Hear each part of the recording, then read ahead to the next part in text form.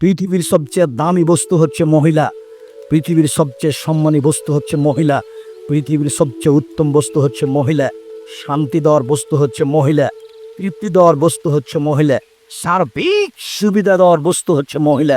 মহিলাই সারাদিন রান্না বান্না করার পরে কারেন্ট না থাকলে আপনাকে বাতাস পাখাতে এক হাতে বাতাস করে আর এক হাতে খাদ্যপানে আপনার মুখে তুলে দেয়। এই হলো মহিলা। মহিলাকে আপনি চিনেন, মাথায় গোবর আছে, এর জন্য আপনি তাকে চাকরি করতে পাঠিয়েছেন। ও চাকরি করতে যাবে কেন? সর্ব ধরনের সুবিধার জন্য হচ্ছে মহিলা, সর্ব ধরনের কল্যাণের জন্য হচ্ছে মহিলা, সব সুখ শান্তি তৃপ্তির জন্য হচ্ছে মহিলা। আল্লাহ তাআলা তাকে এই জন্যই সৃষ্টি করেছেন।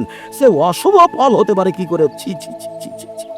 মানুষের আচরণ, মানুষের চরিত্র, মানুষের জ্ঞান গরিমা নিচে নামতে নামতে এত খারাপ হয়ে গেছে, অশুভ কাজ তাকে নিয়ে চলে গেছে মহিলাদের কাছে। অশুভ ফল গ্রহণ করা হারাম, কাবিরা গুনাহ।